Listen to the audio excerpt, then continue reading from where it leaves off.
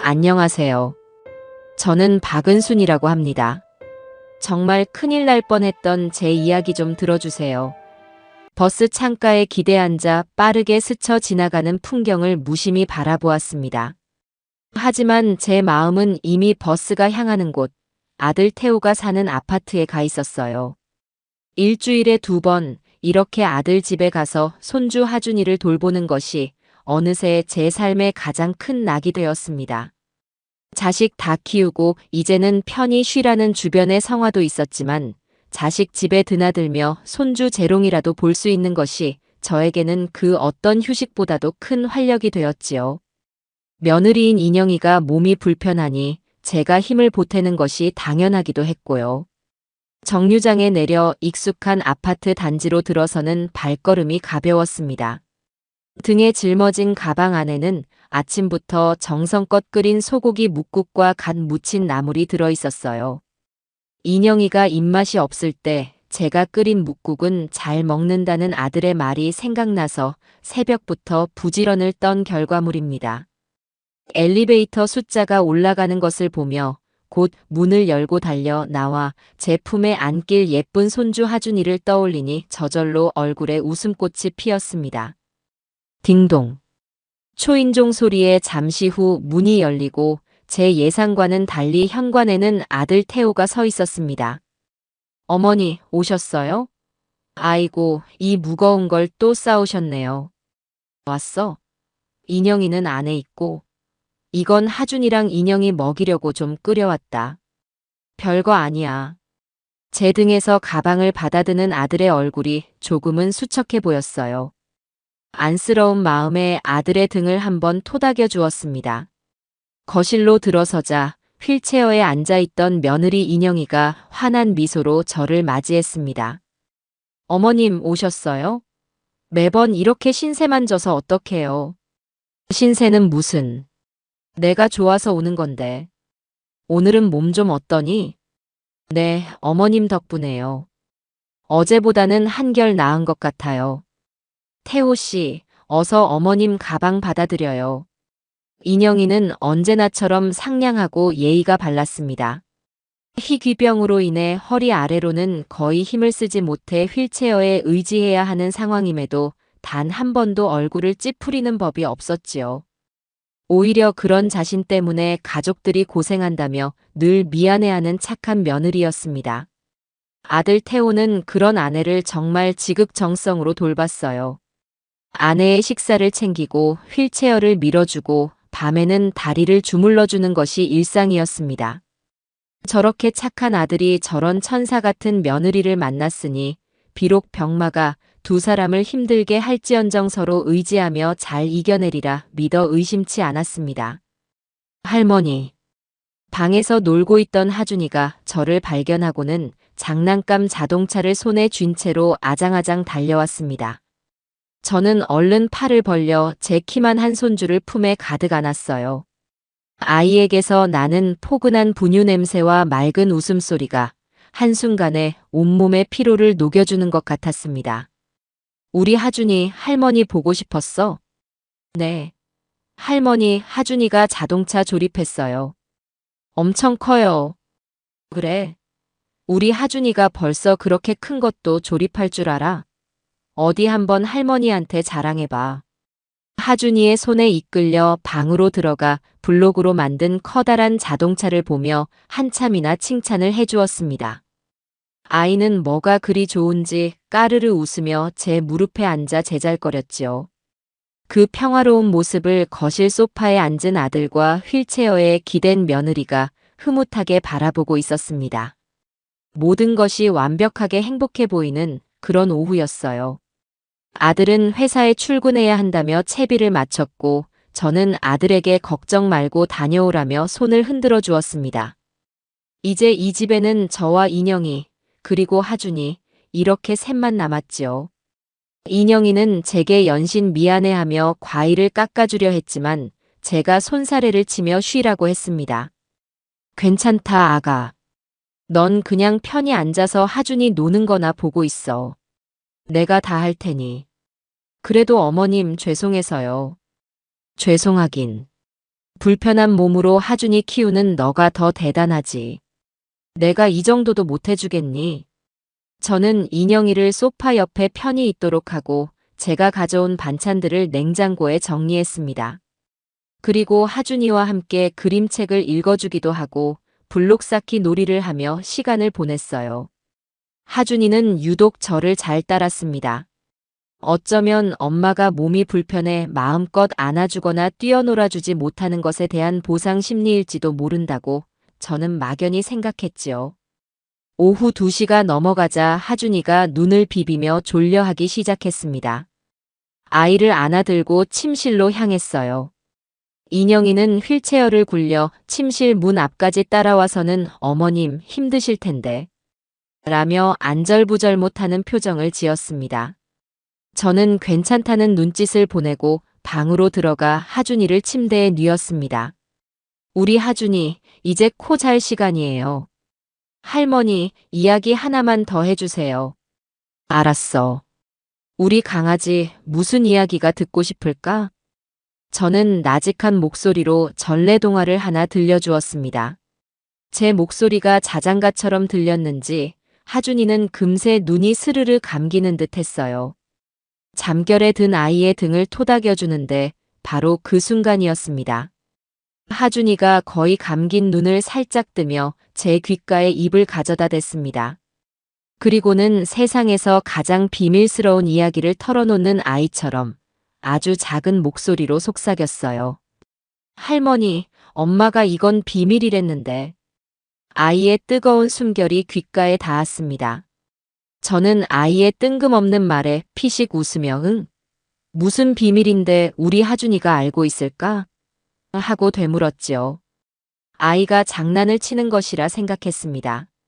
하지만 이어지는 아이의 말은 제 등줄기에 소름이 돋게 만들기에 충분했습니다. 집에서는 엄마 안 아파서 막 걸어 다녀요. 밖에 나갈 때만 휠체어 타는 거래요. 아무한테도 말하면 안 된다고 했어요. 순간 세상의 모든 소리가 멎는 듯 했습니다. 저는 아무런 대답도 할 수 없었어요. 그저 숨을 죽인 채 아이의 얼굴만 쳐다보았습니다. 아이는 그 말을 끝으로 완전히 잠이 들었는지 고른 숨소리를 내기 시작했어요. 저는 아이의 이마에서 식은땀이 흐르는 것 같은 착각에 빠졌습니다. 이게 무슨 소리일까요? 아이가 꿈이라도 꾼 걸까요? 아니면 그저 상상으로 지어낸 말일까요? 저는 조심스럽게 아이를 눕히고 이불을 덮어준 뒤 거의 도망치듯 방을 빠져나왔습니다. 거실에서는 인영이가 휠체어에 앉아 조용히 뜨개질을 하고 있었습니다. 너무나도 평온하고 연약해 보이는 모습이었어요. 제 안색이 좋지 않은 것을 눈치챘는지 인영이가 걱정스러운 목소리로 물었습니다. 어머님 왜 그러세요? 어디 안 좋으세요? 아니다. 하준이가 금방 잠들어서. 나도 잠깐 앉아 있으려고. 저는 며느리에게서 가장 먼 소파 끝에 가서 앉았습니다. 심장이 방망이질을 쳤어요. 방금 들은 하준이의 말이 머릿속을 떠나지 않고 계속해서 맴돌았습니다. 집에서는 안 아파서 막 걸어 다녀요. 아니야, 그럴 리가 없어. 하준이가 뭘 잘못 봤거나 어린 마음에 지어낸 말이겠지. 우리 착한 인영이가 그럴 리가 없지. 저는 애써 고개를 저으며 부정적인 생각들을 떨쳐내려 했습니다. 그렇게 한참을 앉아 있는데 거실 테이블에서 놀던 하준이가 남긴 주스컵이 눈에 들어왔습니다. 아이가 마시다 남긴 주스가 얼마 남지 않은 채 위태롭게 놓여 있었어요. 제가 일어나 치우려는 순간이었습니다. 소파에서 꾸벅꾸벅 졸던 제가 잠시 몸을 뒤척이는 바람에 소파 쿠션이 밀리며 테이블을 살짝 쳤고 그 바람에 주스컵이 바닥으로 떨어져 요란한 소리를 내며 나뒹굴었습니다. 어머나! 끈적한 오렌지 주스가 하얀 거실 바닥에 웅덩이처럼 퍼져나갔습니다. 뜨개질을 하던 인영이도 깜짝 놀라 저를 쳐다봤어요. 어머님 괜찮으세요? 제가 닦을게요. 아니다 아가. 내가 쏟았는데 내가 치워야지. 넌 가만히 앉아 있어. 행주가 어디 있더라. 저는 괜찮다며 손을 젓고 부엌으로 향했습니다. 싱크대 밑 찬장을 열어 새 행주를 꺼내 물에 적시는 그 짧은 순간 등 뒤에서 이상한 소리가 들렸습니다. 휠체어 바퀴 구르는 소리가 아니었어요. 그것은 분명 슬리퍼를 신은 발이 바닥을 끌며 다가오는 소리였습니다. 그리고 이어진 착하는 경쾌한 발소리.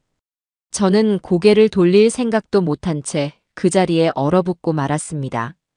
심장이 바닥까지 쿵 하고 떨어지는 기분이었습니다. 설마. 믿을 수 없는 생각과 함께 저는 아주 천천히 고개를 돌렸습니다. 그리고 제 눈앞에 펼쳐진 광경에 저는 숨을 헙 하고 들이켜야만 했습니다. 불과 몇 초 전까지 휠체어에 앉아있던 며느리 이인영이 두 발로 멀쩡히 서서 심지어 허리를 숙여 바닥에 떨어진 휴지로 주스를 닦아내고 있었습니다. 너무나도 자연스럽고 익숙한 몸짓이었어요. 거동이 불편한 사람의 조심스러운 움직임이 아니었습니다. 그것은 두 다리가 아주 건강한 사람이 취할 수 있는 빠르고 군더더기 없는 동작이었습니다. 며느리는 바닥을 닦는 데에 열중한 나머지 제가 돌아본 것을 눈치채지 못한 듯 했습니다. 저는 목구멍까지 차오른 비명을 간신히 삼켰어요. 하준이의 말이 아이의 장난이나 헛소리가 아니었습니다. 그것은 진실이었던 겁니다.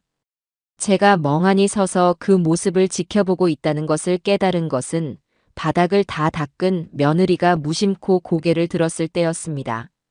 저와 눈이 마주친 그 순간 인영이의 얼굴이 새하얗게 질렸습니다. 동그랗게 커진 두 눈에는 당혹감과 공포가 가득했어요. 1초, 2초. 정적의 시간이 흐르고 다음 순간 인영이는 마치 연극 배우처럼 과장된 비명을 질렀습니다. 야! 아, 다리가 갑자기. 인영이는 그 자리에 풀썩 주저앉아 다리를 붙잡고 대굴대굴 구르기 시작했습니다. 방금 전까지 멀쩡하게 서서 바닥을 닦던 사람이라고는 도저히 믿을 수 없는 모습이었지요. 아, 아파. 태호 씨. 어머님. 다리가 말을 안 들어요. 저는 그 자리에 못 박힌 듯 서서 며느리의 처절한 연기를 묵묵히 지켜보았습니다. 손에 들고 있던 젖은 행주에서 차가운 물이 뚝뚝 떨어져 제 손등을 적셨지만 아무것도 느껴지지 않았어요. 머릿속에서는 도대체 왜? 라는 질문만이 거대한 종처럼 울리고 있었습니다. 저 착하고 상냥하던 며느리가, 제 아들이 그토록 사랑하고 아끼는 아내가 어째서 저런 끔찍한 거짓말을 하고 있는 것일까요? 어머님, 뭐 하세요? 저 좀 부축해 주세요. 휠체어 좀. 인영이는 눈물까지 흘리며 제게 애원했습니다. 저는 그제야 정신을 차리고 며느리에게 다가갔습니다. 하지만 예전처럼 안쓰러운 마음은 들지 않았어요. 대신 차갑고 섬뜩한 무언가가 제 가슴을 꽉 채우고 있었습니다. 저는 아무 말 없이 인영이를 부축해 휠체어에 앉혔습니다. 며느리의 몸은 가벼웠지만 제 마음을 짓누르는 의심의 무게는 천근만근처럼 무거웠습니다. 고맙습니다, 어머님. 갑자기 다리에 힘이 풀려서. 놀라셨죠? 휠체어에 앉은 인영이가 숨을 몰아쉬며 말했습니다. 저는 대답 없이 고개만 끄덕였어요. 그러자 제 침묵을 다른 의미로 해석했는지 인영이가 다급하게 덧붙였습니다. 제가 가끔 이래요. 아주 가끔, 정말 기적처럼 잠깐 힘이 들어갈 때가 있는데. 그러고 나면 꼭 이렇게 온몸이 마비되는 것처럼 고통이 심해져요. 의사 선생님도 이게 좋은 신호는 아니라고. 그럴듯한 변명이었습니다.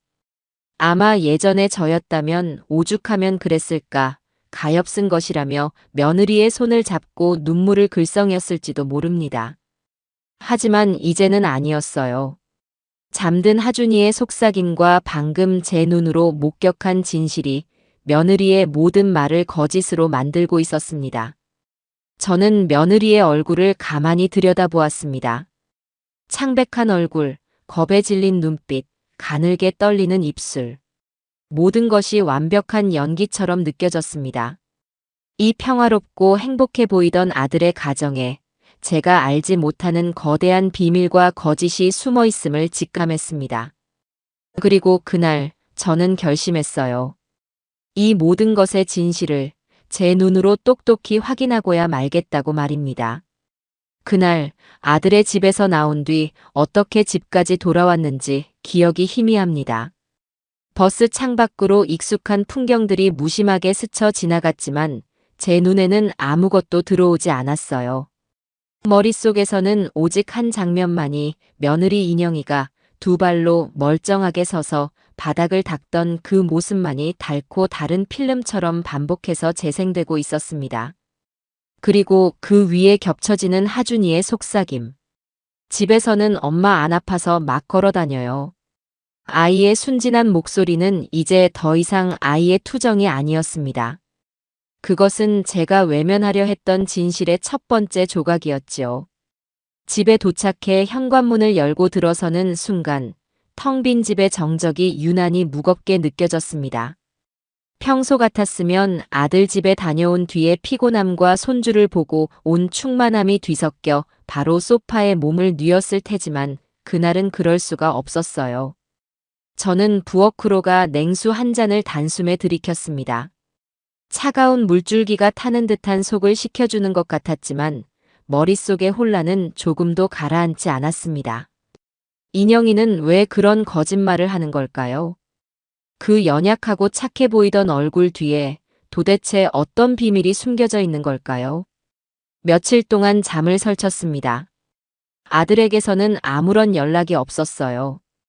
평소 같으면 어머니 잘 들어가셨어요? 하준이가 할머니 또 보고 싶대요. 라며 살갑게 전화를 걸었을 아들이었습니다. 아마도 그날 제가 보였던 침묵과 굳은 표정에서 무언가 이상한 낌새를 눈치챘을지도 모릅니다. 혹은 며느리가 제게는 감추고 싶었던 모습을 보인 탓에 아들에게 그럴듯한 변명을 늘어놓고 제 연락을 피하고 있는 것일지도 몰랐지요. 어느 쪽이든 그들 사이에 제가 모르는 단단한 벽이 생긴 것만은 분명했습니다. 다음 주 다시 아들 집에 가야 하는 날이 다가왔습니다. 솔직히 말해가고 싶지 않았어요. 며느리의 얼굴을, 그 완벽한 연기를 아무렇지 않게 마주할 자신이 없었습니다. 하지만 가지 않을 수도 없는 노릇이었습니다. 여기서 제가 발을 빼버리면 저는 영원히 진실에 다가갈 수 없을 테니까요. 그리고 무엇보다도 아무것도 모르는 아들과 그 거짓의 성 안에서 자라나고 있을 손주 하준이가 눈에 밟혔습니다. 저는 평소보다 더 정성껏 음식을 준비했어요. 인영이가 좋아하는 잡채와 제가 직접 담근 동치미까지 챙겼습니다. 제 마음속 의심을 감추기 위한 저만의 위장이었습니다. 다시 찾은 아들의 집은 여느 때와 다름없이 평온해 보였습니다. 저를 맞는 며느리의 얼굴에도 지난번에 당황한 기색은 온데간데 없었어요. 어머님 오셨어요. 지난주에는 제가 너무 추한 모습을 보여드려서 죄송해요. 그날 이후로 또 몸이 안 좋아서 계속 누워만 있었어요. 인영이는 휠체어에 앉아 금방이라도 눈물을 흘릴 듯한 얼굴로 저를 올려다보았습니다. 완벽한 연기였어요. 저는 속으로 차갑게 식어가는 감정을 애써 감추며 인영이의 손을 잡았습니다. 아니다, 아가. 몸이 아픈 게 어찌 너의 잘못이겠니? 내가 더 신경 써주지 못해서 미안하지. 그래서 오늘은 너 좋아하는 잡채 좀 해왔다. 제 말에 인영이는 감동한 듯 눈시울을 붉혔습니다. 그 모습을 지켜보는 제 마음은 복잡하기 그지없었어요. 저 눈물도 과연 진짜일까? 저 표정 뒤에는 어떤 생각이 숨어 있을까? 모든 것이 의심스러웠습니다. 그날따라 저는 평소보다 더 세심하게 며느리의 행동 하나하나를 살피기 시작했습니다. 모든 것은 제 의심을 뒷받침하는 증거가 될 수 있었으니까요. 결정적인 단서를 잡게 된 것은 점심 식사가 끝난 뒤였습니다. 인영이는 식후에 약을 먹어야 한다며 식탁 위에 놓인 갈색 약병을 찾았어요. 제가 물을 떠다 주자 인영이는 익숙하게 약병을 열어 손바닥에 하얀 알약 2개를 털어넣고 물과 함께 삼켰습니다. 매번 챙겨 먹는 약이니? 병에 좋다는 약은 뭐든 다 챙겨 먹어야지. 네, 어머님. 의사 선생님이 꼭 챙겨 먹으라고 하신 거예요. 이거라도 먹어야 조금이라도 차도가 있다고 해서요. 저는 무심한 척 대꾸하며 약병을 유심히 쳐다보았습니다. 희귀병을 앓는 사람이 먹는 약이라기에는 너무나 평범한 플라스틱 약병이었어요. 상표도 성분 표시도 제대로 되어 있지 않은 그저 하얀 라벨지에 건강보조제라고만 적혀 있었습니다. 잠시 후 인영이가 화장실에 간 틈을 타 저는 재빨리 약병을 집어들었습니다. 뚜껑을 열어보니 안에는 흔한 종합 비타민과 비슷한 모양의 알약들이 들어있었지요. 저는 주머니에 넣어두었던 휴대폰을 꺼내 약병의 라벨과 알약의 모양을 여러 각도에서 찍었습니다. 손이 가늘게 떨렸지만 들키면 안 된다는 생각에 서둘러 일을 마쳤습니다. 그날 밤 집에 돌아온 저는 곧장 컴퓨터 앞에 앉았습니다. 아들이 사준 돋보기를 꺼내 쓰고 낮에 찍어온 사진들을 확대해 보았어요. 라벨에 아주 작게 적힌 영문 상표명을 겨우 알아볼 수 있었습니다. 서툰 솜씨로 인터넷 검색창에 그 이름을 입력하자 수많은 판매 사이트들이 화면을 가득 채웠습니다. 제 심장이 다시 한번 쿵 하고 내려앉았습니다. 며느리가 희귀병 치료제라며 매일같이 먹던 그 약은 의사의 처방 따위는 필요 없는 그저 평범한 해외 직구 종합 비타민이었습니다. 가격도 한 통에 2만 원이 채 되지 않았어요. 그렇다면 진짜 약은 어디에 있는 걸까요? 아니, 애초에 진짜 약이라는 것이 존재하기는 하는 걸까요? 병을 앓고 있다는 것 자체가 거짓이라면? 온몸에 소름이 돋았습니다. 이 모든 것이 거대한 사기극일지도 모른다는 끔찍한 가정이 머릿속을 스쳐 지나갔습니다. 며칠 후 저는 더 이상 혼자 끙끙 앓을 수 없다는 생각에 아들 태호에게 전화를 걸었습니다. 진실을 말할 수는 없었지만 애둘러서라도 아들의 생각을 떠보고 싶었어요. 태호야, 잘 지내니? 다름이 아니라 인영이 몸 말이다. 혹시 다른 큰 병원에 한번 가보는 건 어떻겠니? 요즘 의술이 좋아서 혹시 더 좋은 치료법이 있을지도 모르잖니. 제 조심스러운 제안에 수화기 너머의 아들은 잠시 말이 없었습니다. 그러다 이내 한숨을 푹 쉬며 대답했어요. 어머니, 그냥 두세요. 인영 씨도 지금 다니는 병원이 제일 잘 본다고 하고 또 병원 옮기는 것도 보통 일이 아니에요. 그래도 혹시 모르잖니. 내가 아는 분이 세브란스 병원에 계시는데 한번 알아봐 줄까? 어머니. 아들의 목소리가 갑자기 날카로워졌습니다. 왜 자꾸 인영 씨 병에 대해 못 믿겠다는 듯이 말씀하세요? 가뜩이나 몸도 아픈 사람인데 어머니까지 그러시면 인영 씨가 얼마나 상처받겠어요. 아니, 그런 뜻이 아니라 나는 그저 걱정이 돼서. 걱정되시면 그냥 지금처럼 하준이 봐주시고 인영 씨한테 맛있는 거나 해주세요. 다른 건 저희가 알아서 할게요. 제 아내, 제가 제일 잘 압니다. 아들은 그렇게 제 말을 잘라버리고는 바쁘다는 핑계로 전화를 끊었습니다. 저는 멍하니 끊어진 전화기만 붙들고 서 있어야 했어요. 아들은 단단히 속고 있었습니다. 며느리가 쳐놓은 거미줄 같은 거짓말에 사로잡혀 진실을 말하려는 제 목소리마저 외면하고 있었지요. 아들을 통해서는 어떤 것도 해결할 수 없다는 절망감이 밀려왔습니다. 오히려 제가 섣불리 움직였다가는 아들과의 관계마저 돌이킬 수 없게 될지도 모른다는 위기감마저 들었습니다. 혼자가 되었다는 생각에 눈앞이 캄캄했습니다. 하지만 포기할 수는 없었어요. 이대로 모든 것을 덮어버린다면 제 아들과 손주는 거짓으로 만들어진 불행 속에서 평생을 살아가야 할 테니까요. 저는 이제 제 자신의 힘으로 누구의 도움도 없이 이 진실을 파헤쳐야만 했습니다. 그 결심을 굳힌 며칠 뒤 제게 결정적인 기회가 찾아왔습니다. 그날도 저는 아들 집에 하준이를 보러 가 있었습니다. 저녁 식사를 마친 후 인영이는 소파에 앉아 있었고 저는 부엌에서 설거지를 하고 있었어요. 그때 인영이에게 전화가 걸려왔습니다. 네, 언니. 어머, 정말 축하해. 그래, 그럴 줄 알았어. 인영이의 목소리는 평소보다 한 톤 높아져 있었습니다. 저는 설거지를 하는 척하며 귀를 쫑긋 세웠습니다. 그럼, 당연히 되지. 서류만 잘 준비하면 돼. 내가 도와줬던 사람들 다 받았잖아. 진단서가 제일 중요해. 무조건 일상생활 영위 불가 판정이 나와야 하고. 그래, 그래. 내가 나중에 필요한 서류 목록 다시 문자로 보내줄게. 서류, 진단서, 일상생활 영위 불가.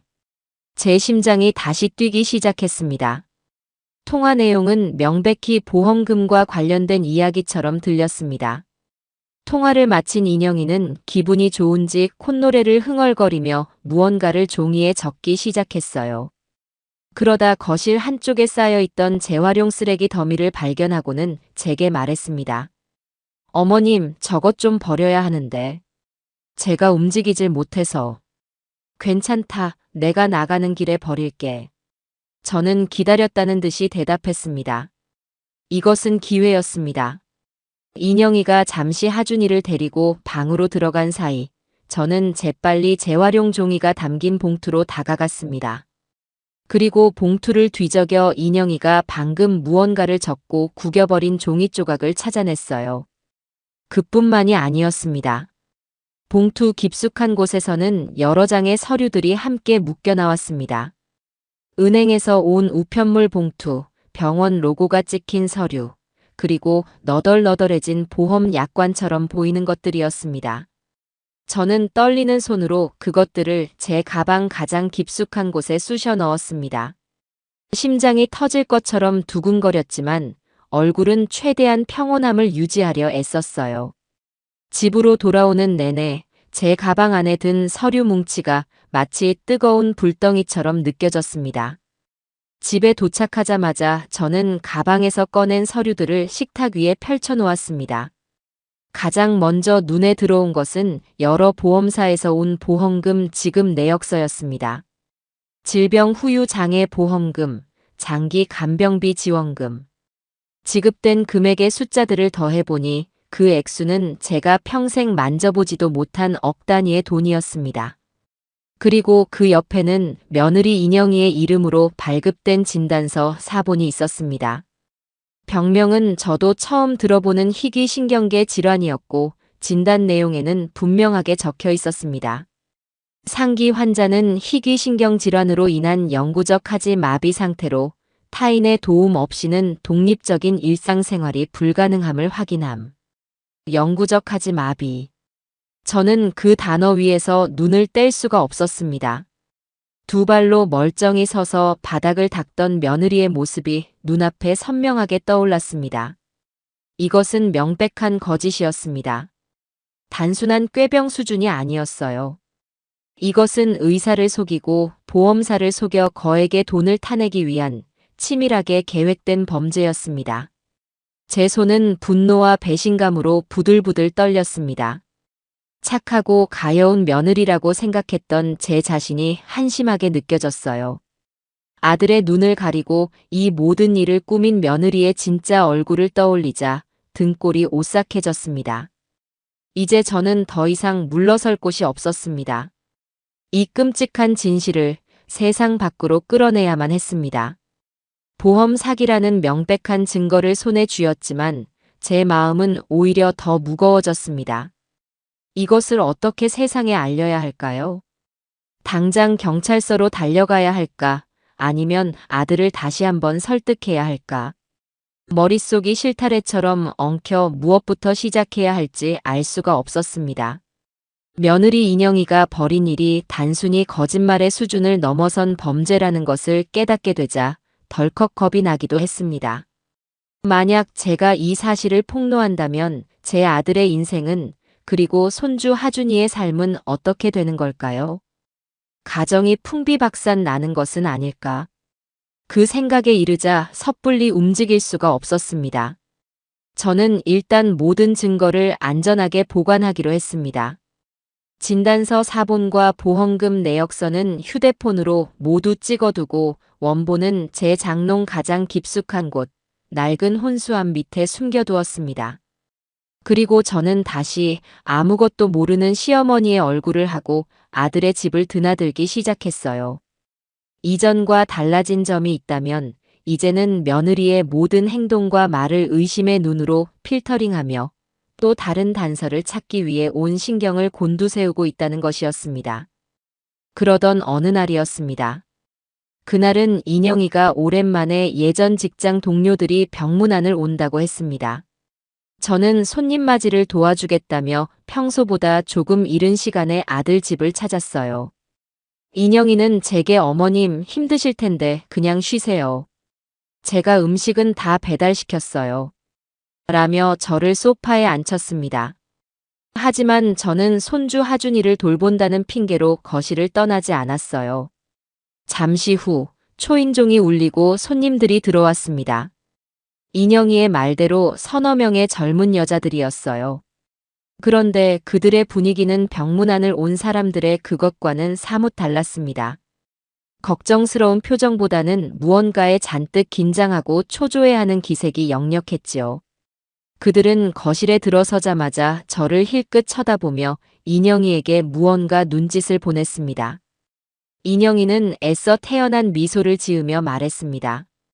어머님, 제 친구들이에요. 인사하세요. 다들 저 아플 때부터 걱정 많이 해준 고마운 동료들이에요. 저는 인사를 받으며 그들의 얼굴을 하나하나 찬찬히 뜯어보았습니다. 그들은 제게 어색하게 고개를 숙이면서도 눈은 계속해서 인영이를 향해 있었습니다. 저는 하준이와 놀아주는 척하며 그들의 대화에 귀를 기울였습니다. 인영아, 몸은 좀 어때? 응, 늘 똑같지 뭐. 이렇게 와줘서 고마워. 다름이 아니라. 지난번에 우리가 부탁했던 거 말이야. 어떻게 좀 되고 있어? 한 여자가 조심스럽게 운을 떼자 다른 여자들도 기다렸다는 듯이 인영이를 채근하기 시작했습니다. 그들의 대화는 병문안과는 전혀 상관없는 내용으로 흘러갔어요. 원금, 수익률, 다음 주 마감 같은 제가 알아들을 수 없는 단어들이 오고 갔습니다. 인영이는 휠체어에 앉아 여유롭게 웃으며 그들을 진정시켰습니다. 걱정들 마. 내가 다 알아서 하고 있으니까. 너희가 나를 뭘로 보고. 나만 믿고 따라오면 된다고 했지? 다음 주까지 약속된 금액만 정확히 맞춰주면 그 다음 달부터는 바로 수익금 정산 들어갈 거야. 인영이의 말에는 사람을 압도하는 묘한 확신이 담겨 있었습니다. 불안해하던 여자들은 인영이의 말을 듣고 나서야 조금 안심하는 듯한 표정을 지었어요. 그리고는 약속이나 한 듯 각자 가방에서 두툼한 흰 봉투를 꺼내 인영이에게 건넸습니다. 인영이는 너무나도 익숙하게 그 봉투들을 받아 휠체어 옆에 놓인 작은 가방에 쓸어 담았어요. 돈 봉투가 오고 가는 그 광경은 제가 상상하던 병문안과는 너무나도 거리가 멀었습니다. 이것은 마치 어떤 은밀한 거래 현장 같았어요. 손님들이 돌아간 후 인영이는 기분이 아주 좋아 보였습니다. 그 모습을 지켜보는 제 마음속에서는 보험 사기와는 또 다른 새로운 의심의 싹이 자라나고 있었습니다. 저 돈들은 대체 무엇일까? 인영이는 거동도 못하는 몸으로 저 많은 돈을 가지고 대체 무엇을 하고 있는 걸까? 며칠 뒤 저는 그 의문을 풀 결정적인 실마리를 제 손으로 직접 찾아내게 되었습니다. 그날 하준이가 새로 산 작은 로봇 장난감을 가지고 놀다가 거실 책장 가장 밑칸으로 굴려버렸어요. 아이가 울상을 지으며 제게 손을 내밀었습니다. 할머니, 로봇이 저기 숨었어요. 꺼내주세요. 책장 밑은 공간이 좁아 어른이 팔을 넣기에는 조금 비좁았습니다.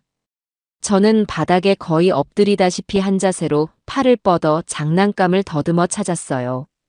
한참을 더듬거리던 제 손끝에 장난감의 딱딱한 감촉과 함께 무언가 두툼하고 낯선 것이 함께 잡혔습니다. 조심스럽게 그것을 꺼내보니 그것은 낡은 가죽 커버로 된 두툼한 다이어리였습니다. 평소 그 자리에 없던 물건이었어요. 아마도 인영이가 급하게 숨겨둔 것이 틀림없었습니다. 저는 순간적으로 주위를 살폈습니다. 인영이는 마침 걸려온 전화를 받으며 베란다에 나가 있었어요. 하준이는 제가 꺼내준 로봇을 받고 신나서 방으로 달려갔습니다. 지금이 기회였습니다. 저는 마른 침을 삼키고 조심스럽게 다이어리의 첫 장을 넘겼습니다. 다이어리의 맨 앞장에는 삐뚤빼뚤한 글씨로 이렇게 적혀 있었습니다. 해피맘 고수익 투자 클럽. 그리고 다음 장부터는 제가 며칠 전 보았던 그 여자들의 이름을 포함해 수십 명의 이름들이 빽빽하게 적혀 있었습니다. 이름 옆에는 날짜와 금액, 그리고 입금 확인, 수익률 30% 보장 같은 메모들이 함께 있었지요. 그것은 비밀 장부였습니다. 보험 사기와는 별개로 며느리가 불법적인 투자 사기를 벌이고 있다는 것을 증명하는 또 하나의 범죄 기록이었어요. 저는 숨을 죽인 채 장부를 빠르게 넘겼습니다. 피해자들의 이름 옆에 적힌 투자 금액은 적게는 몇백만 원에서 많게는 수천만 원에 달했습니다. 그 돈들이 모여 인영이의 계좌로 흘러 들어가고 있었던 겁니다. 저는 손이 덜덜 떨리는 것을 느끼며 이 끔찍한 증거를 다시 한번 휴대폰 카메라에 담았습니다. 한 장 한 장 모든 페이지를 빠짐없이 찍었어요. 그리고는 아무도 눈치채지 못하게 원래 있던 책장 가장 깊숙한 곳으로 장부를 밀어 넣었습니다. 그날 이후 저는 인영이를 완전히 다른 사람으로 보게 되었습니다. 그녀는 더 이상 가여운 환자나 철없는 며느리가 아니었어요. 사람들의 동정심을 이용해 거액의 보험금을 뜯어내고 같은 엄마들의 절박함을 이용해 투자 사기까지 벌이는 무섭고 잔인한 범죄자였습니다. 모든 것을 알게 된 후 제 마음을 가장 아프게 찌른 것은 다름 아닌 손주 하준이의 그림 한 장이었습니다. 하루는 하준이가 유치원에서 그려온 그림을 제게 자랑스럽게 내밀었어요. 할머니, 이거 보세요. 제가 그린 우리 가족이에요. 그림 속에는 아빠와 할머니, 그리고 하준이 자신의 모습이 해맑게 웃고 있었습니다. 그런데 엄마의 모습이 조금 이상했어요. 다른 가족들은 모두 서 있는데 엄마만은 휠체어에 앉아 있었고 얼굴에는 눈물을 흘리고 있었습니다. 하준아, 엄마는 왜 울고 있어? 제가 묻자 하준이는 너무나도 순진한 얼굴로 대답했습니다. 엄마가 아파서 우는 거래요. 그래서 아줌마들이 엄마한테 돈을 많이 줬어요. 엄마가 돈 많이 받으면 안 아프대요. 아이의 입에서 나온 말은 제 가슴에 비수처럼 꽂혔습니다. 인영이는 자신의 아들에게까지 거짓말을 가르치고 있었던 겁니다. 아프기 때문에 돈을 받아야 한다는 그릇된 인식을 아주 어릴 때부터 심어주고 있었던 거예요. 그뿐만이 아니었습니다. 하준이는 그림의 한쪽 구석을 손가락으로 가리키며 말했어요. 이 아줌마는 저번에 우리 집에 와서 막 울었어요. 엄마가 이 아줌마도 곧 부자 만들어준다고 했어요. 그림 속에는 며칠 전 돈 봉투를 들고 왔던 여자 중 한 명의 얼굴이 그려져 있었습니다. 아이의 눈에는 모든 것이 그대로 비치고 있었던 겁니다. 아픈 엄마와 엄마를 돕기 위해 돈을 주는 사람들, 그리고 그 앞에서 우는 다른 아줌마. 아이는 이 모든 부조리한 상황을 그저 사실 그대로 받아들이고 있었어요. 저는 더 이상 이 끔찍한 연극을 보고만 있을 수 없었습니다. 하준이가 이 거짓의 세상 속에서 더 오염되기 전에 제가 모든 것을 끝내야만 했습니다. 이 집을 제 아들과 손주를 구하기 위해서라면 저는 그 어떤 일도 할 수 있었습니다. 손주 하준이의 그림 한 장은 제게 남아있던 마지막 망설임마저 앗아갔습니다. 더 이상 시간을 끌 수 없었어요. 저는 그날 밤 제 아들 태호를 제 집으로 불렀습니다. 더는 아들의 집에서 며느리가 듣고 있을지도 모르는 불안한 상황 속에서 이야기하고 싶지 않았습니다. 오직 아들과 저 단둘이서 모든 것을 마주해야만 했습니다. 퇴근 후 지친 얼굴로 집에 들어선 아들은 제가 갑자기 부른 이유를 궁금해하는 눈치였습니다. 어머니, 무슨 일 있으세요? 하준이한테 무슨 일 생긴 건 아니죠? 아니다. 하준이는 잘 있어. 너랑 할 얘기가 있어서 불렀다. 우선 앉아라. 저는 아들을 식탁 의자에 앉히고 그 앞에 제가 그동안 모아온 것들을 하나씩 꺼내 놓았습니다. 며느리의 가짜 약 사진, 보험금 지급 내역서와 진단서 사본, 그리고 비밀 투자 장부를 찍은 수십 장의 사진들. 아들은 영문을 모르겠다는 표정으로 제가 늘어놓는 것들을 바라보았습니다. 어머니, 이게 다 뭐예요? 저는 떨리는 목소리를 가다듬고 차분하게, 하지만 단호하게 입을 열었습니다. 태호야, 내가 지금부터 하는 말, 믿기 힘들겠지만 전부 사실이다. 그러니 제발 끝까지 들어주렴. 저는 하준이가 제게 했던 첫 속삭임부터 시작했습니다. 제가 직접 며느리가 걷는 것을 목격했던 날의 이야기, 가짜 약의 정체, 그리고 수억 원대의 보험 사기와 수십 명의 피해자를 만들어낸 불법 투자 사기까지. 제가 보고 듣고 확인한 모든 것을 남김없이 털어놓았어요. 제가 말을 하는 동안 아들의 얼굴은 점차 하얗게 굳어갔습니다. 모든 이야기를 마쳤을 때 방 안에는 무거운 침묵만이 감돌았습니다. 저는 아들이 충격을 받고 분노하고 그리고 마침내 진실을 받아들여 주기를 간절히 바랐습니다. 하지만 제 기대는 산산조각이 나고 말았습니다. 한참 동안 말이 없던 아들이 갑자기 자리에서 벌떡 일어나며 소리쳤습니다.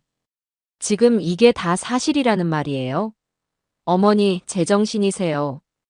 태호야, 어떻게 어머니가 인영 씨한테 이럴 수 있어요? 아픈 사람을 이렇게까지 모함하고 없는 사실을 지어내서 뒤를 밟고 물건을 훔쳐보고. 이게 어떻게 시어머니가 할 짓이에요? 아들의 눈에는 실망과 분노가 가득했습니다. 아들은 제가 내놓은 증거들은 쳐다보지도 않았어요. 그저 저를, 자기 아들을 불행에 빠뜨리려는 악독한 시어머니로 취급하고 있었습니다. 이건 모함이 아니야, 사실이라고.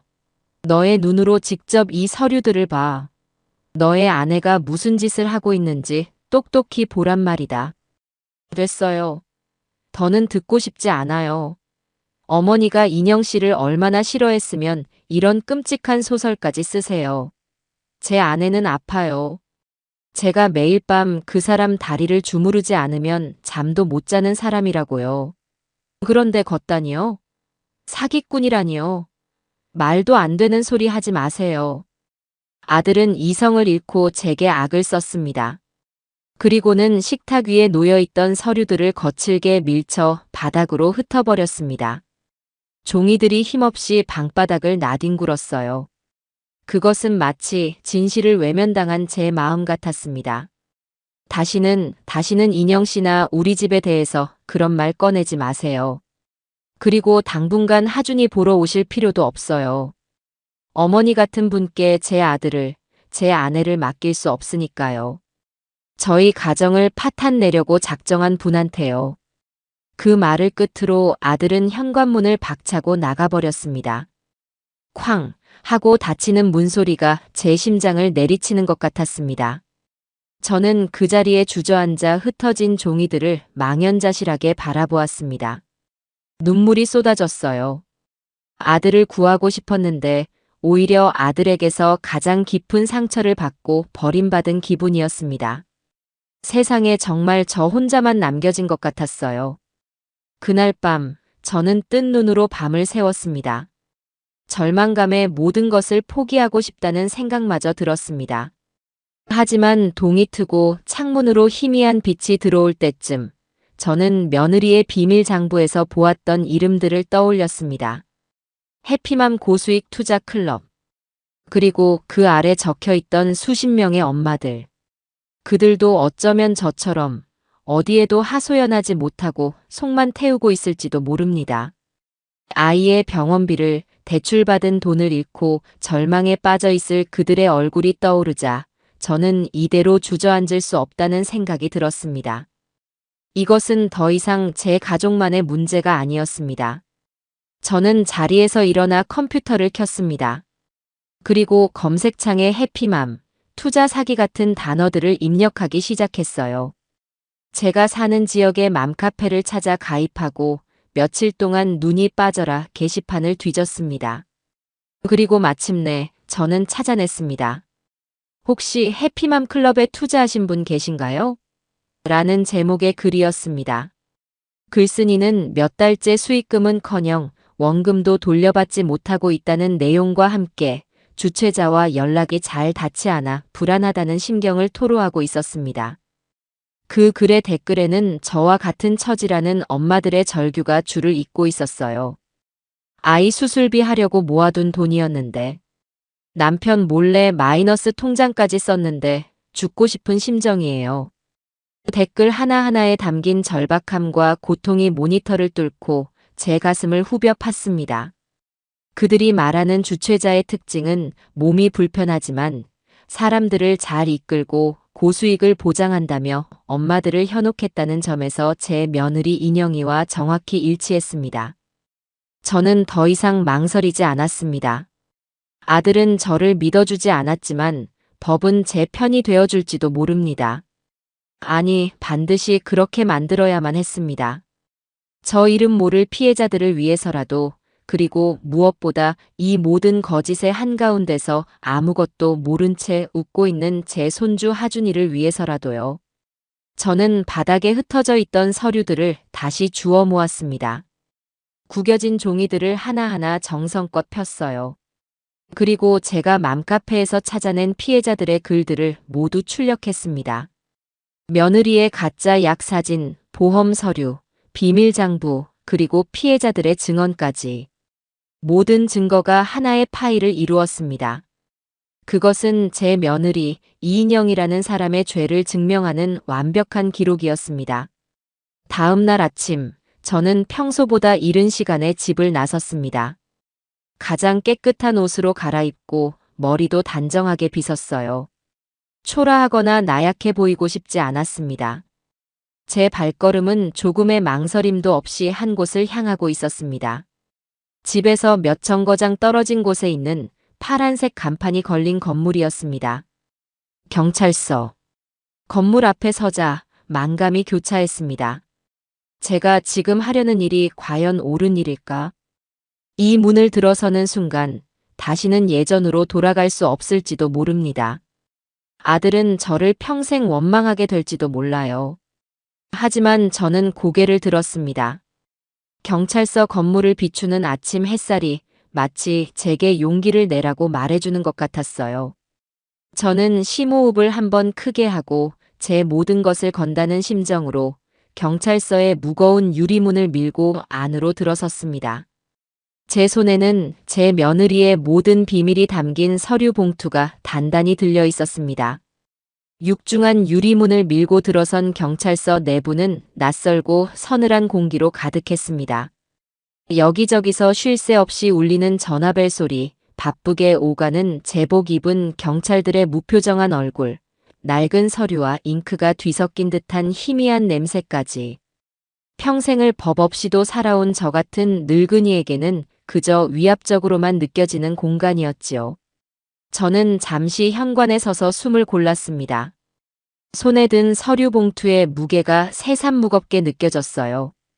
이것은 단순히 종이 몇 장이 아니었습니다. 제 아들의 가정을, 어쩌면 제 남은 인생을 통째로 뒤흔들 폭탄과도 같은 것이었습니다. 정신을 차리고 민원 창구로 다가갔습니다. 투명한 아크릴 판 너머에 앉아있던 젊은 경찰은 컴퓨터 모니터에서 눈을 떼지 않은 채 무심하게 물었습니다. 어떻게 오셨습니까? 신고를 좀 하려고 왔습니다. 제 목소리는 저도 모르게 기어들어가고 있었습니다. 젊은 경찰은 그제야 저를 한번 힐끗 쳐다보더니 귀찮다는 표정을 숨기지 않고 말했어요. 무슨 신고신데요? 분실물 신고는 저쪽이고 교통사고는 아닙니다. 사기 사건 때문에 왔습니다. 사기라는 말에 경찰의 눈썹이 살짝 움직였습니다. 그는 잠시 저를 위아래로 훑어보더니 흔한 보이스피싱 피해자려니 짐작하는 듯 했습니다. 어르신, 누구한테 돈을 보내셨어요? 요즘 신종 사기가 많아서. 그런 게 아닙니다. 제 며느리를 신고하려고 합니다. 그 말을 하는 순간 제 입술이 바싹 마르는 것을 느꼈습니다. 젊은 경찰의 얼굴에는 황당함과 동정이 뒤섞인 표정이 스쳐 지나갔어요. 그는 한숨을 내쉬며 볼펜으로 책상을 톡톡 두드렸습니다. 어르신, 여기는 가정 문제를 상담해주는 곳이 아닙니다. 가족 간의 다툼은, 이건 단순한 가족 다툼이 아닙니다. 저는 저도 모르게 목소리를 높였습니다. 주변의 시선이 잠시 제게 쏠리는 것을 느꼈지만 이제 와서 물러설 수는 없었어요. 이건 여러 피해자가 있는 명백한 보험 사기고 투자 사기입니다. 여기 증거도 다 가지고 왔습니다.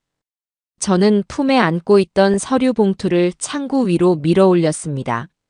제 단호한 태도에 젊은 경찰도 더는 저를 돌려보낼 수 없겠다고 판단했는지 잠시 머뭇거리다 자리에서 일어났습니다. 일단 안으로 들어오셔서 말씀하시죠. 제가 담당팀으로 안내해 드리겠습니다. 저는 경찰을 따라 민원실 안쪽 복도를 걸었습니다.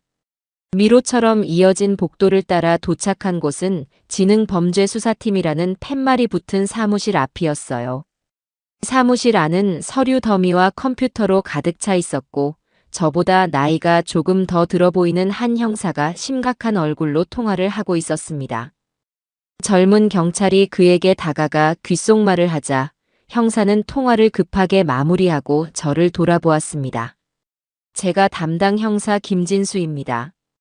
어머님, 이쪽으로 오시죠.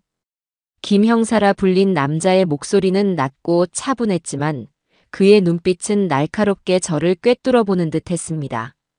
저는 그의 안내를 받아 칸막이로 나뉜 작은 상담실로 들어갔습니다. 낡은 책상과 의자 2개가 전부인 좁은 공간이었어요. 김 형사는 제 맞은편에 앉아 물 한 잔을 건네며 말했습니다. 자, 어머님. 긴장하지 마시고 차근차근 처음부터 말씀해 보십시오. 무슨 일 때문에 오셨는지. 저는 마른 침을 삼키고 준비해온 서류 봉투를 열었습니다. 그리고 지난 몇 주간 제 머릿속을 지옥으로 만들었던 모든 이야기를 꺼내놓기 시작했어요. 하준이의 귓속말, 제가 직접 목격한 며느리의 두발, 가짜 약의 정체, 그리고 마침내 발견한 보험 서류와 비밀 장부까지. 제 이야기가 길어질수록 김 형사의 표정은 점점 더 굳어갔습니다. 그는 팔짱을 낀 채 제 말을 끊지 않고 묵묵히 듣고만 있었어요. 그의 침묵은 제게는 일종의 시험처럼 느껴졌습니다. 저 늙은이가 노망이 들어 헛소리를 하는 건지 아니면 진짜 범죄의 실마리를 들고 온 건지 가늠하는 듯한 침묵이었지요. 이야기를 마친 뒤 저는 제가 가져온 증거들을 하나씩 책상 위에 올려놓았습니다. 이건 며느리가 희귀병 약이라고 먹던 비타민 사진입니다.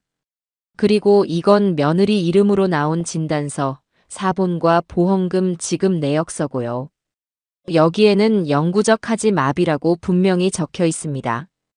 김 형사는 말없이 서류들을 집어들어 꼼꼼히 읽어내려갔습니다. 그의 시선이 지급액 항목에 적힌 억 단위의 숫자 위에서 잠시 머물렀습니다. 그리고 이건 며느리가 다른 엄마들을 상대로 투자 사기를 벌인 증거입니다. 제가 몰래 찍어온 비밀 장부 사진들이에요. 여기 이름과 금액이 다 적혀 있습니다. 저는 휴대폰을 꺼내 장부를 찍은 사진들을 넘겨 보여주었습니다. 김 형사의 미간이 꿈틀거렸어요. 마지막으로 저는 맘카페에서 출력해온 피해자들의 글을 내밀었습니다. 이분들도 모두 피해자입니다. 제 며느리에게 속아서 아이 수술비, 대출금까지 다 잃은 엄마들이에요. 제 아들은 아무것도 모르고 있습니다. 자기 아내가 천사인 줄만 알아요. 그 말을 할 때 결국 참았던 눈물이 터져 나왔습니다. 그동안 혼자 짊어져야 했던 서름과 분노, 아들에 대한 안타까움이 한꺼번에 북받쳐 올랐습니다. 저는 흐느끼며 김 형사에게 애원했습니다. 형사님, 제발 제 며느리의 실체를 밝혀주세요. 제 아들과 손주를, 그리고 저 불쌍한 사람들을 제발 구해주세요. 한참 동안 상담실에는 제 울음소리만이 가득했습니다. 김 형사는 제가 감정을 추스를 때까지 조용히 기다려 주었어요. 얼마의 시간이 흘렀을까 제가 겨우 울음을 그치자 그가 드디어 입을 열었습니다. 그의 목소리에는 처음에 회의적인 기색이 사라져 있었습니다. 어머님 힘드셨겠습니다. 일단 어머님께서 가져오신 자료들은 잘 알겠습니다. 그는 자리에서 일어나 서류들을 챙겨 들었습니다. 그리고는 제게 정식으로 진술서를 작성해야 한다고 말했어요. 저는 다른 방으로 옮겨 제가 했던 모든 이야기를 다시 한번 처음부터 끝까지 구술했습니다. 김 형사는 제 진술을 컴퓨터로 받아 적으며 때로는 날짜를 확인하고 때로는 장소의 세부적인 특징을 물으며 내용을 보강해 나갔습니다. 몇 시간에 걸친 조사가 끝나고 저는 제 이름 옆에 지장을 찍었습니다. 이제 모든 것은 돌이킬 수 없게 되었습니다. 모든 절차를 마친 김 형사는 제게 아주 중요한 당부를 했습니다. 어머님, 오늘부터 저희가 이 사건에 대해 정식으로 내사에 착수할 겁니다. 며느님 되시는 이인영 씨의 금융거래 내역과 통신 기록, 그리고 병원 진료 기록까지 모두 확인할 예정입니다. 하지만 가장 중요한 것이 있습니다. 그의 눈빛이 다시 한번 날카로워졌습니다. 절대로 며느님이나 아드님이 눈치채게 해서는 안 됩니다. 평소와 똑같이 행동하셔야 합니다. 만약 이인영 씨가 수사 사실을 알게 되면 증거를 인멸하거나 도주할 우려가 있습니다. 그렇게 되면 모든 것이 수포로 돌아갈 수 있어요. 하실 수 있겠습니까? 네, 그렇게 하겠습니다. 저는 떨리는 목소리로 대답했습니다. 이제부터 저는 제 아들과 며느리 앞에서 세상에서 가장 완벽한 연기를 해야만 했습니다.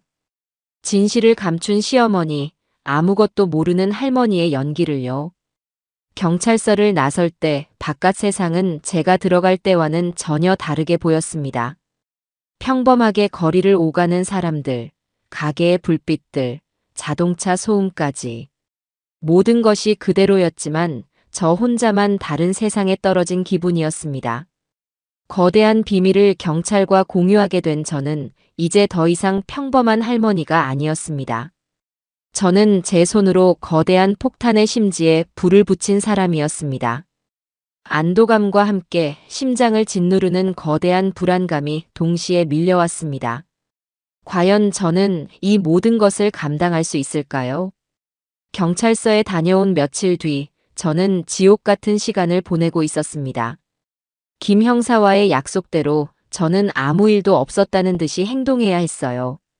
하지만 며느리의 얼굴을 마주할 때마다 제 심장은 천길 낭떠러지로 떨어지는 것 같았습니다. 제가 신고한 범죄자와 한 공간에서 웃고 대화하고 식사를 해야 한다는 사실이 저를 미치게 만들었지요. 그러던 중 아들 태호에게서 전화가 걸려왔습니다. 제 심장이 쿵 하고 내려앉았습니다. 혹시 경찰서에서 연락이 간 걸까? 아니면 인영이가 무언가 눈치를 챈 걸까? 온갖 불길한 생각이 머리를 스쳐 지나갔습니다. 저는 떨리는 손으로 통화 버튼을 눌렀습니다. 태호야. 어머니, 저예요. 그날은 제가 너무 흥분해서 죄송했어요. 수화기 너머로 들려오는 아들의 목소리는 의외로 차분했습니다. 그는 지난번 제 집에서 소리를 지르며 나갔던 일을 사과했습니다. 하지만 그의 말 속에는 여전히 날카로운 가시가 숨어 있었어요. 하지만 어머니, 다시는 그런 말씀 마세요. 저도 인영 씨도 어머니의 그런 의심 때문에 너무 힘듭니다. 그래도 하준이가 계속 할머니를 찾아서요. 이번 주에도 와주실 수 있죠? 아이를 위해서요. 아이를 위해서라는 말은 교묘한 족쇄였습니다. 아들은 저를 용서한 것이 아니었어요. 그저 하준이를 돌봐줄 사람이 필요했고 제가 거절할 수 없으리라는 것을 알고 있었습니다. 저는 입술을 깨물며 대답했습니다. 그래, 가마. 우리 하준이 보러 가야지. 전화를 끊고 나서 저는 한참 동안이나 허탈한 마음에 소파에 주저앉아 있었습니다. 아들은 저를 의심하고 있었고 저는 그런 아들과 며느리를 속여야만 했습니다. 이 지독한 연극의 막은 과연 언제쯤 내리게 될까요? 다시 아들의 집을 찾은 날, 저는 그 어느 때보다 더 완벽한 연기를 해야 했습니다. 인영이는 제 눈치를 살피면서도 평소처럼 살갑게 저를 맞았어요. 어머님 오셨어요. 태호 씨한테 들었어요. 지난번에 저희 때문에 마음 상하셨죠? 다 제 탓이에요. 제가 괜히 아파서. 죄송해요, 어머님. 인영이는 눈물을 글썽이며 제 손을 잡았습니다. 그 가증스러운 모습에 속이 뒤집히는 것 같았지만 저는 애써 미소를 지으며 그녀의 손을 다독였습니다. 아니다, 아가. 내가 오해한 게지. 너는 아무 잘못 없다. 그렇게 하루 종일 저는 가면을 쓴 광대처럼 웃고 떠들었습니다. 하준이와 놀아주고 며느리가 해달라는 음식을 만들어주고 그녀의 아프다는 거짓 하소연을 진지한 얼굴로 들어주었습니다. 저녁 시간이 가까워질 무렵이었어요. 제가 부엌에서 저녁 준비를 하고 있는데 주머니에 넣어둔 휴대폰이 짧게 진동했습니다. 화면에는 김진수 형사라는 이름이 떠 있었어요. 심장이 철렁 내려앉았습니다. 여기서 전화를 받을 수는 없었어요. 저는 급하게 손을 씻고 빨래를 걷는 척하며 베란다로 나갔습니다. 그리고 최대한 목소리를 낮춰 전화를 받았습니다. 여보세요? 어머님, 접니다. 김 형사입니다. 혹시 통화 괜찮으십니까? 네. 괜찮습니다. 무슨 일? 이신가요? 지금 길게 통화하기는 어렵고 중요한 진전이 있어서 연락드렸습니다. 저희가 이인영 씨의 차명 계좌를 여러 개 발견했습니다. 그리고 김 형사가 무언가 더 말하려는 순간이었습니다. 등 뒤에서 갑자기 웬 그림자가 불쑥 나타났습니다. 화들짝 놀라 돌아보니 며느리 인영이가 어느새 제 등 뒤에 소리도 없이 다가와 서 있었습니다. 휠체어는 거실에 그대로 있었어요. 두 발로 멀쩡하게 걸어서 베란다까지 온 것이었습니다. 어머님, 누구랑 통화하세요? 인영이의 눈초리가 매서웠습니다. 의심이 가득 담긴 눈으로 제 휴대폰과 제 입을 번갈아 쳐다보고 있었어요. 저는 심장이 멎는 것 같았습니다. 여기서 들키면 모든 것이 끝장이었어요. 저는 순간적인 기지를 발휘해 일부러 구수한 고향 사투리를 쓰며 목소리를 높였습니다. 아이고, 우리 춘자 엄마였는가. 오랜만이여. 그려. 나 잘 있지. 김장은 벌써 다 했는가? 나는 올해는 아들네 김치 얻어먹으려고 안 했네만. 하하. 저는 일부러 과장되게 웃으며 마치 오랜 고향 친구와 통화하는 것처럼 연기했습니다. 인영이는 여전히 의심스러운 눈초리를 거두지 않았지만 제 천연덕스러운 연기에 더는 추궁하지 못하고 말없이 저를 지나쳐 베란다 끝으로 가 빨래를 살폈습니다. 저는 그 틈을 타 김 형사에게 나중에 다시 걸겠네. 라고 속삭이고는 황급히 전화를 끊었습니다. 10년은 늙은 기분이었습니다. 등줄기에서는 식은땀이 흘렀어요. 인영이는 아무 말 없이 부엌으로 돌아갔지만 저는 그녀의 뒷모습에서 차가운 의심의 시선을 분명히 느낄 수 있었습니다. 그날 이후 인영이는 저를 대하는 태도가 미묘하게 달라졌습니다. 여전히 상냥했지만 그 상냥함 속에는 날카로운 경계심이 숨어 있었어요. 제가 전화를 받으러 갈 때마다 그녀의 시선은 집요하게 저를 쫓아다녔습니다. 며칠 뒤 저는 김 형사와 약속을 잡고 동네의 한적한 공원에서 만났습니다. 그는 그동안의 수사 결과를 제게 알려주었습니다. 어머님, 저희가 찾아낸 것들입니다. 김 형사가 내민 서류에는 은행 거래 내역과 사진 몇 장이 첨부되어 있었습니다. 이인영 씨는 어머님께서 말씀하신 대로 여러 개의 차명 계좌, 즉 대포 통장을 이용해 투자금을 관리하고 있었습니다.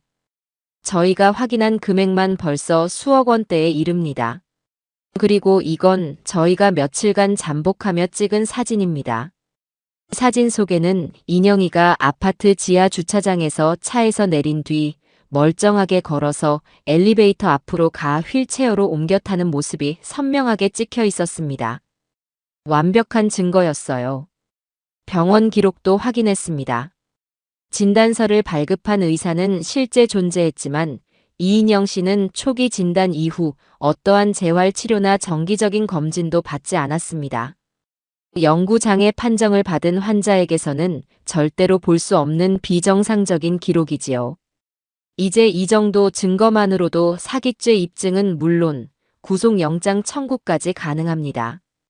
김 형사의 말을 듣는 순간 저는 다리에 힘이 풀리는 것을 느꼈습니다. 길고 길었던 어둠의 터널 끝에서 마침내 한 줄기 빛이 보이는 것 같았습니다. 하지만 김 형사는 아직 끝이 아니라고 말했습니다. 이제부터가 진짜 시작입니다, 어머님. 저희는 곧 압수수색 영장을 발부받아 이인영 씨의 집과 관련된 모든 것을 샅샅이 뒤질 겁니다. 그때가 되면 아드님도 모든 사실을 알게 될 겁니다. 마음 단단히 먹으셔야 합니다. 저는 고개를 끄덕였습니다. 그동안 저를 짓눌렀던 모든 비밀과 거짓이 곧 세상에 드러날 것이었습니다. 폭풍이 곧 몰아닥칠 것을 예감하며 저는 그 폭풍의 한가운데를 묵묵히 걸어갈 준비를 마쳤습니다. 김 형사와의 만남 이후 모든 것은 일사천리로 진행되었습니다. 경찰은 제가 넘겨준 비밀 장부에 적힌 이름들을 토대로 투자 사기 피해자들을 한 명 한 명 찾아가기 시작했습니다. 처음에는 경찰의 연락에 당황하고 두려워하던 피해자들도 이것이 정식 수사이며 자신들 외에도 수많은 피해자가 있다는 사실을 알게 되자 그동안 억눌러왔던 분노와 억울함을 터뜨리며 적극적으로 증언하기 시작했습니다. 어느 날 김 형사에게서 다시 연락이 왔습니다. 그는 잠시 경찰서에 와주셔야겠다며 저를 불렀어요. 제가 경찰서에 도착하자 김 형사는 저를 한 조사실로 안내했습니다. 그곳에는 뜻밖의 인물이 앉아 있었습니다. 바로 제 아들 태호였습니다.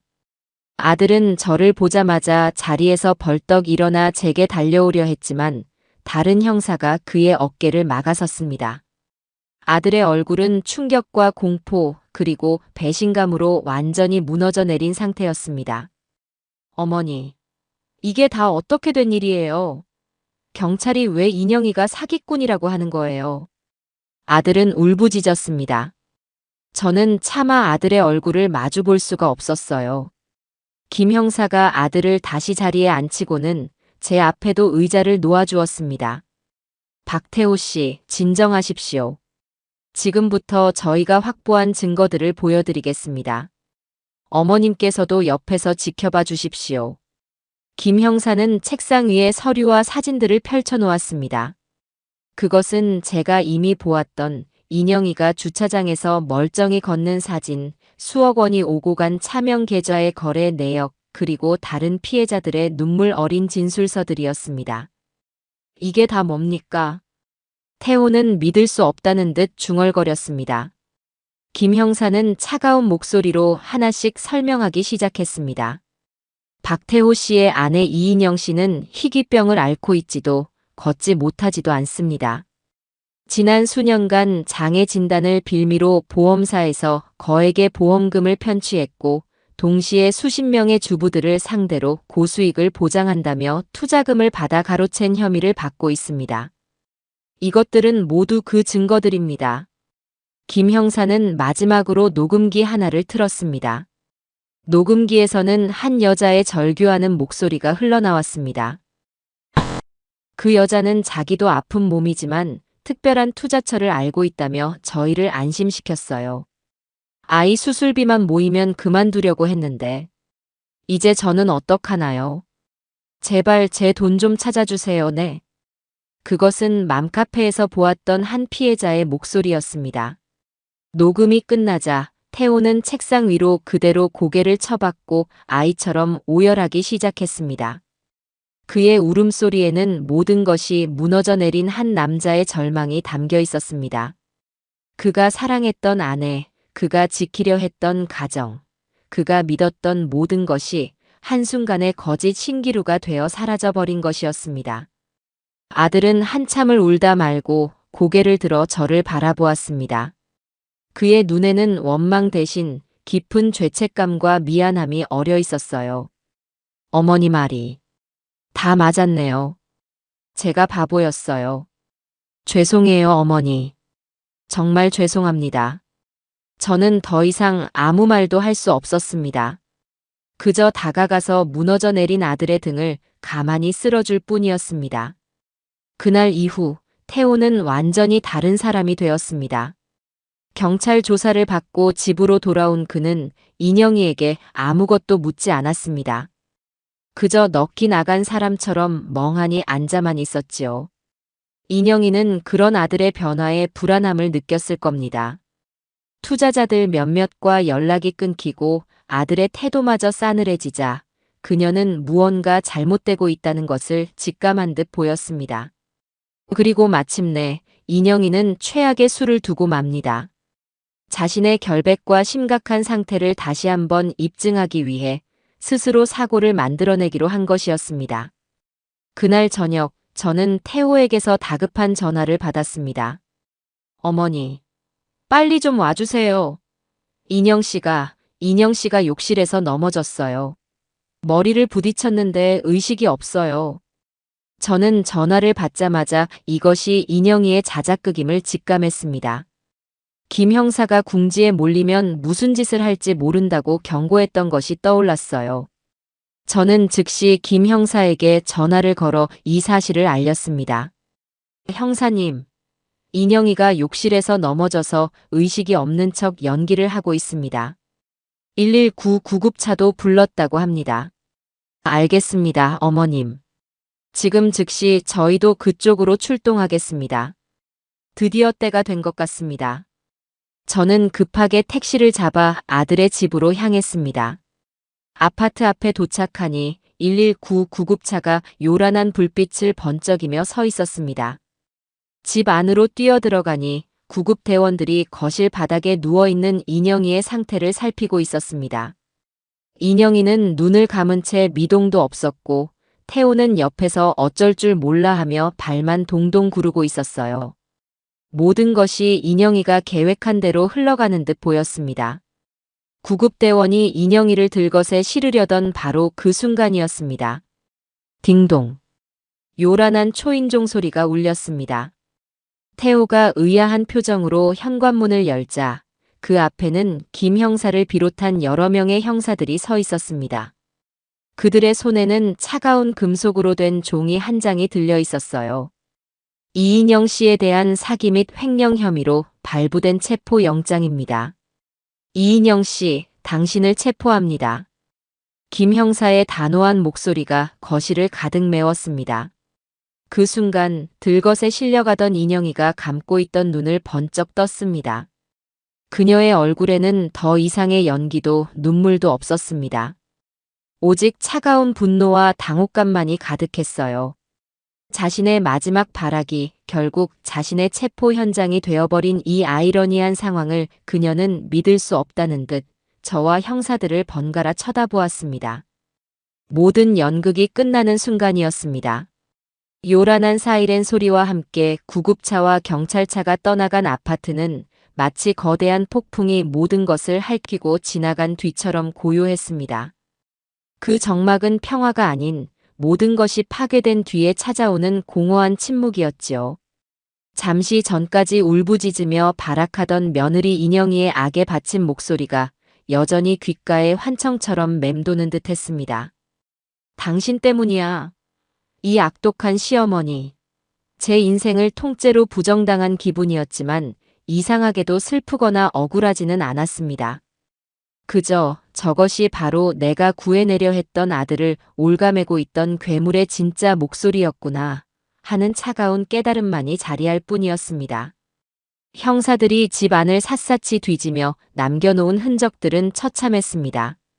옷장 서랍은 열린 채였고 소파 쿠션은 바닥에 나뒹굴었으며 여기저기서 압수된 물품을 표시하는 노란색 스티커가 흉터처럼 붙어 있었습니다. 이 집을 가득 채우고 있던 위선과 거짓이 그렇게 물리적인 형태로 제 눈앞에 펼쳐져 있었습니다.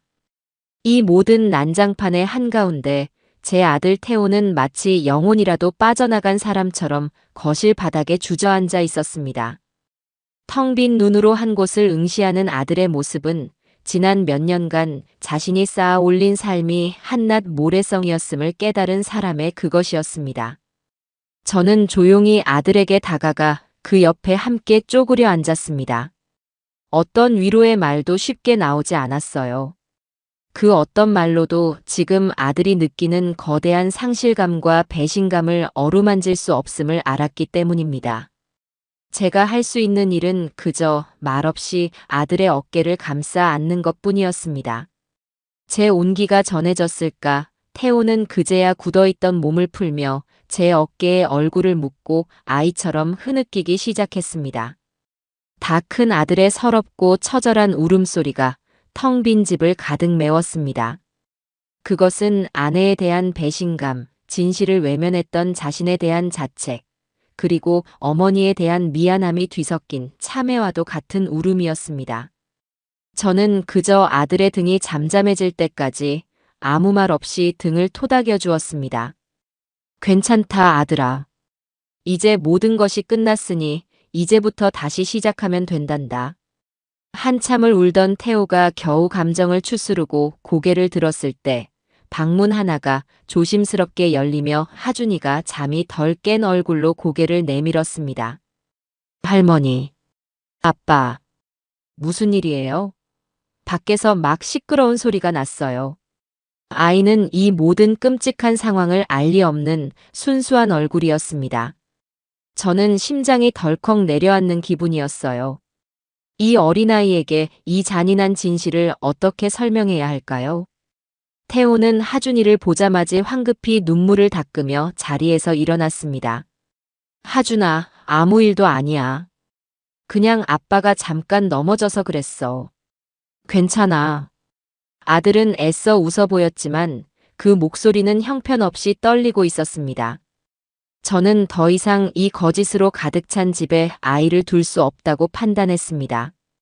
태호야, 오늘은 하준이 데리고 우리 집으로 가자. 여기서 밤을 보낼 수는 없어. 제 말에 태호는 힘없이 고개를 끄덕였습니다. 그는 마치 실에 매달린 인형처럼 제 말에 따라 움직이기 시작했어요. 저는 하준이 방으로 들어가 아이가 좋아하는 잠옷과 장난감 몇 개, 그리고 갈아입을 옷가지를 작은 가방에 챙겼습니다. 하준이는 할머니 집에 가서 자고 온다는 말에 신이 나서 제 옆에 붙어 제잘거렸지요.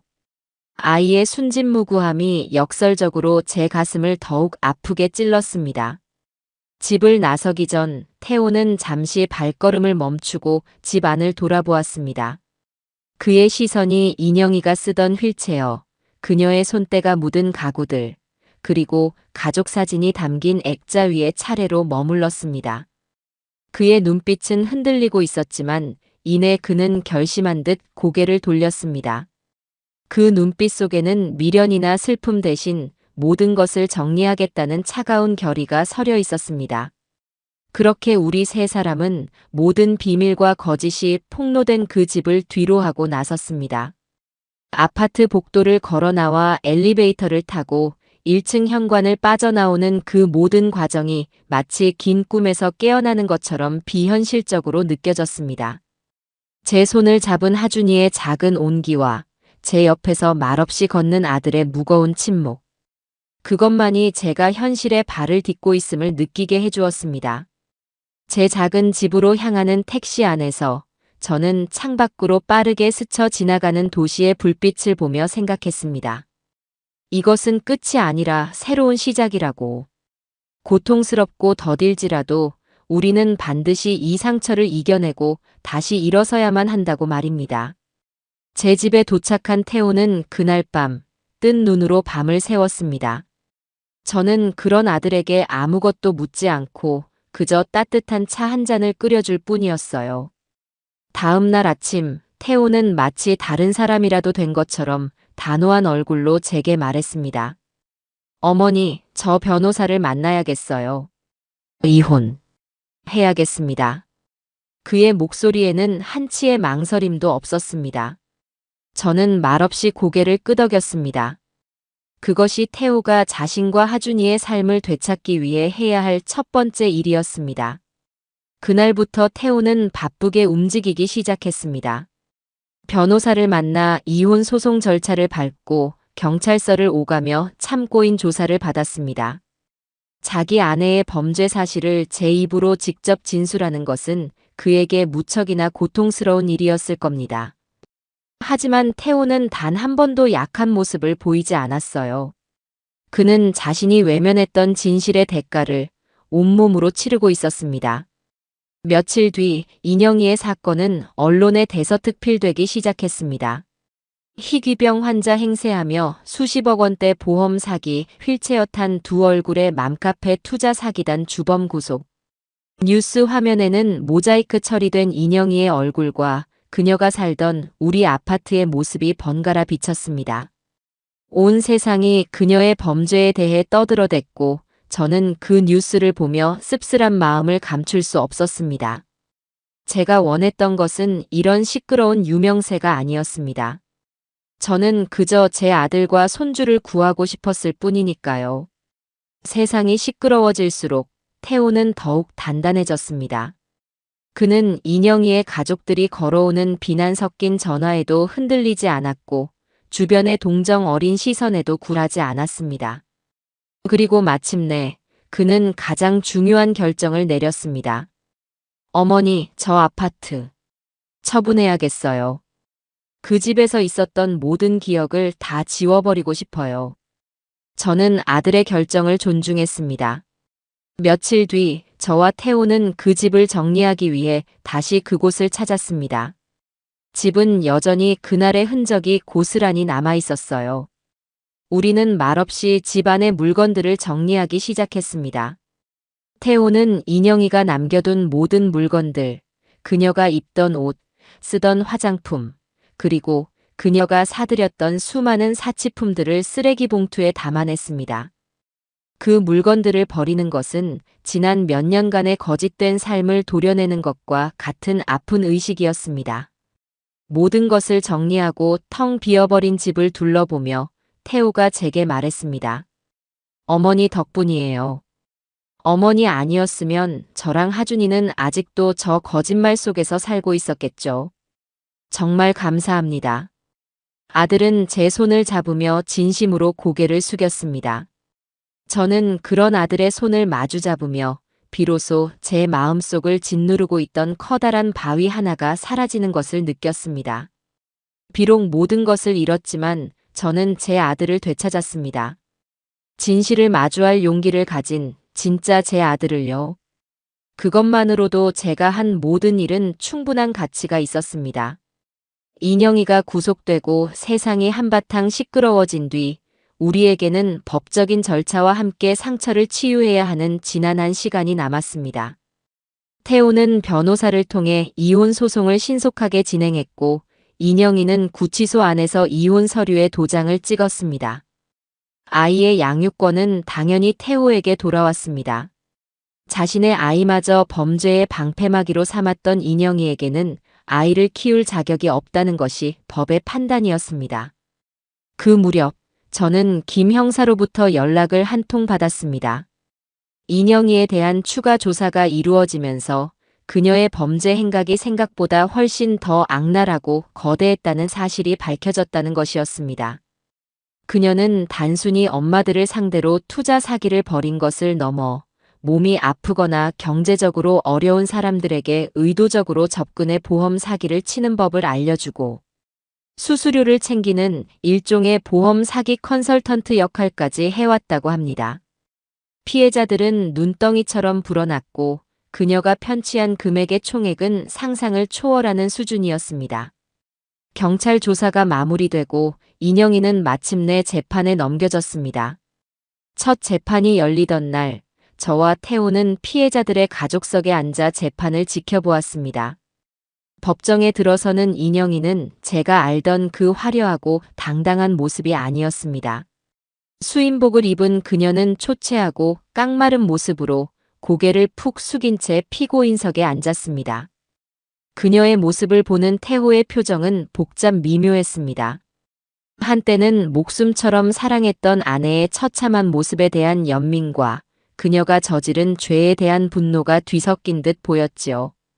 재판은 꽤 오랫동안 이어졌습니다. 인영이의 변호사는 어떻게든 형량을 줄이기 위해 그녀가 불우한 환경에서 자랐으며 깊이 반성하고 있다는 식의 감성적인 변론을 펼쳤습니다. 하지만 검사가 제시하는 증거들은 너무나도 명백하고 압도적이었습니다. 저와 태호도 증인으로 법정에 서야 했습니다. 제가 증인석에 서던 날, 법정 안의 모든 시선이 제게로 쏠렸습니다. 인영이의 변호사는 저를 며느리를 시기하고 아들을 뺏길까봐 불안해하다 결국 며느리를 모함한 악독한 시어머니로 몰아가려 했습니다. 그는 제게 아주 무례하고 교묘한 질문들을 던졌습니다. 증인은 며느리가 아들과 결혼할 때부터 마음에 들지 않았던 것 맞습니까? 증인은 며느리가 몸이 아파 아들에게 충분한 내조를 하지 못한다고 늘 불만을 토로했다는데 사실입니까? 하지만 저는 조금도 흔들리지 않았습니다. 저는 변호사의 눈을 똑바로 쳐다보며 차분하지만 단호한 목소리로 대답했습니다. 저는 제 며느리가 아픈 것이 싫었던 것이 아닙니다. 아프다고 거짓말을 하는 것이 잘못되었다고 생각했을 뿐입니다. 저는 제 아들이 행복하기를 바랐을 뿐이며 거짓 위에 세워진 행복은 진짜 행복이 아니라고 믿었을 뿐입니다. 제 증언이 끝나고 다음은 태호의 차례였습니다. 태호는 증인석에 서서 떨리는 목소리로 자신의 이야기를 시작했습니다. 자신이 아내에게 어떻게 완벽하게 속았는지, 아내의 거짓말을 맹신하며 진실을 말하려는 어머니를 어떻게 밀어냈는지, 그리고 마침내 모든 진실을 알게 되었을 때 얼마나 큰 충격과 절망을 느꼈는지에 대해 담담하게 털어놓았습니다. 그의 증언은 한편의 슬픈 고백과도 같았어요. 마지막으로 태호는 피고인석에 앉은 인영이를 바라보며 말했습니다.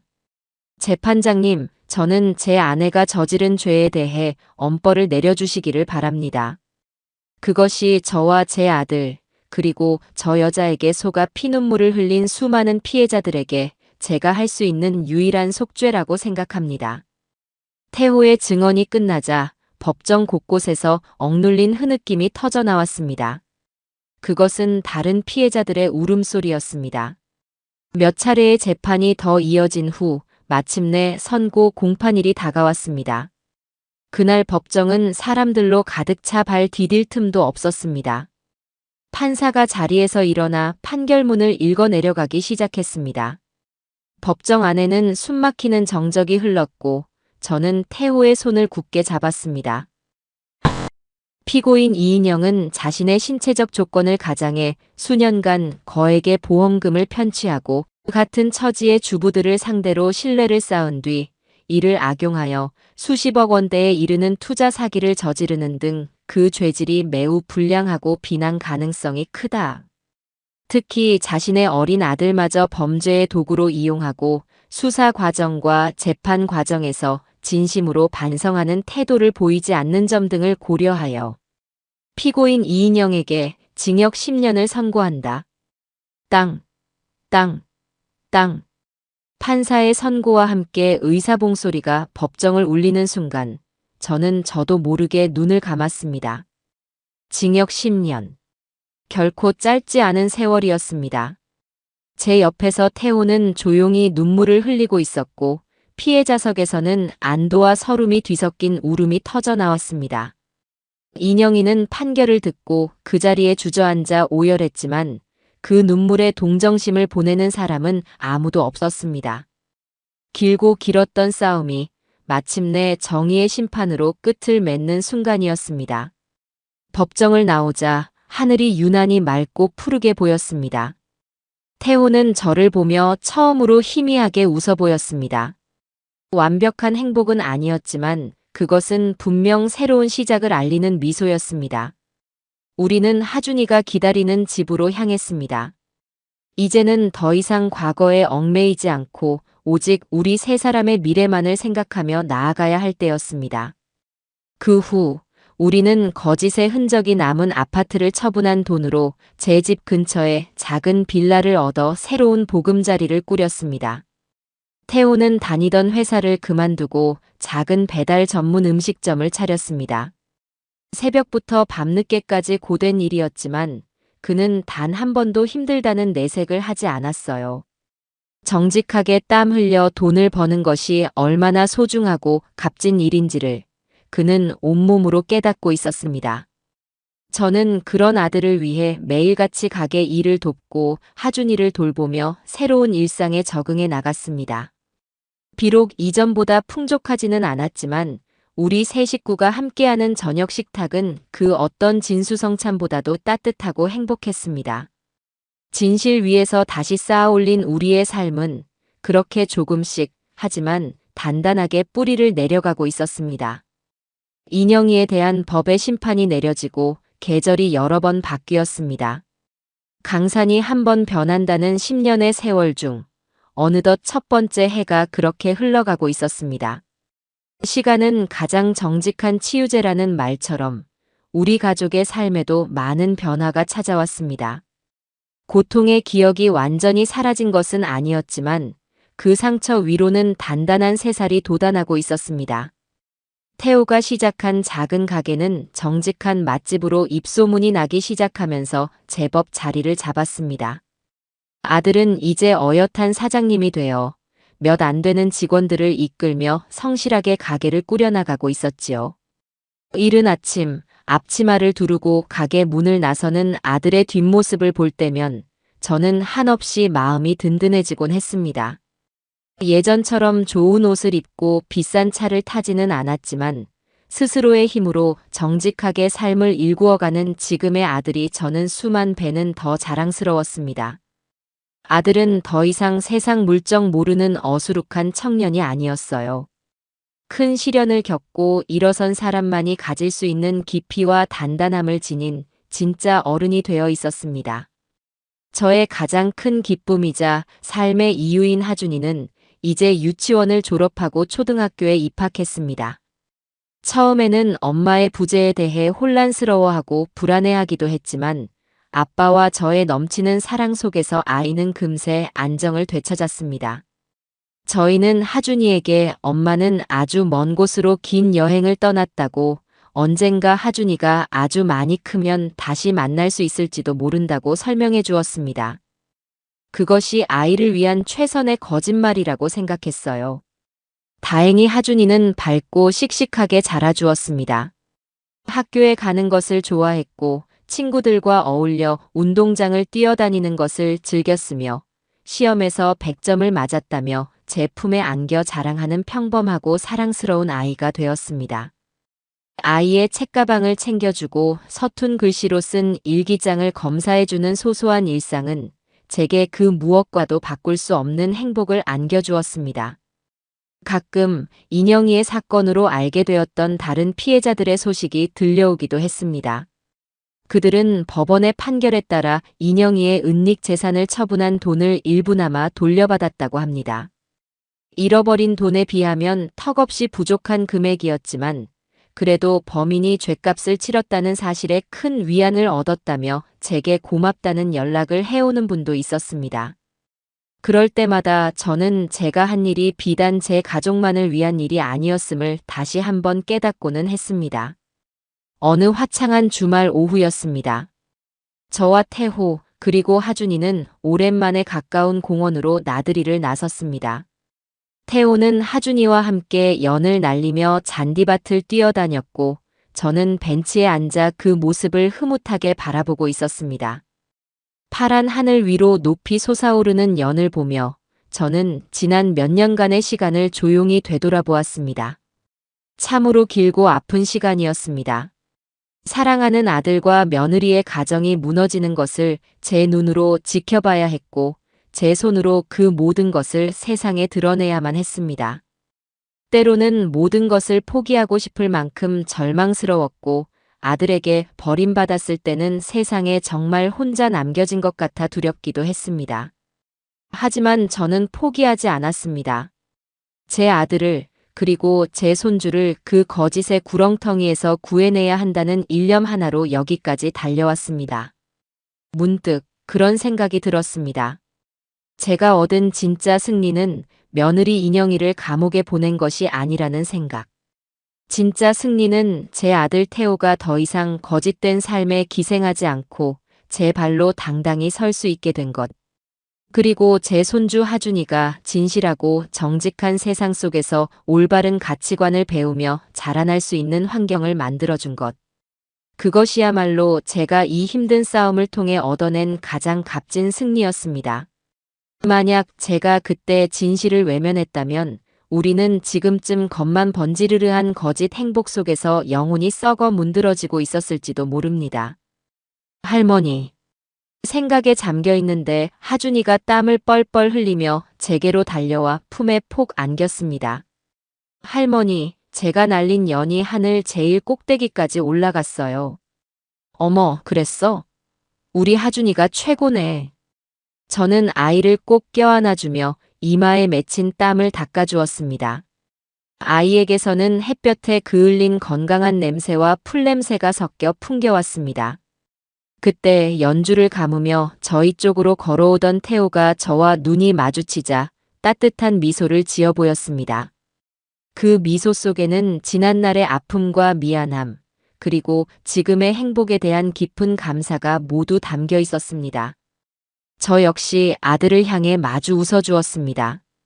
더 이상 우리에게는 어두운 비밀도 서로를 향한 의심도 남아있지 않았습니다. 오직 서로에 대한 굳건한 믿음과 사랑만이 존재할 뿐이었습니다. 제 품에 안긴 손주의 따뜻한 체온을 느끼며 아들의 믿음직한 미소를 바라보며 저는 비로소 완벽한 평화를 느꼈습니다. 길고 길었던 폭풍이 지나가고 마침내 우리 가족에게도 눈부시게 찬란한 봄날이 찾아온 것이었습니다.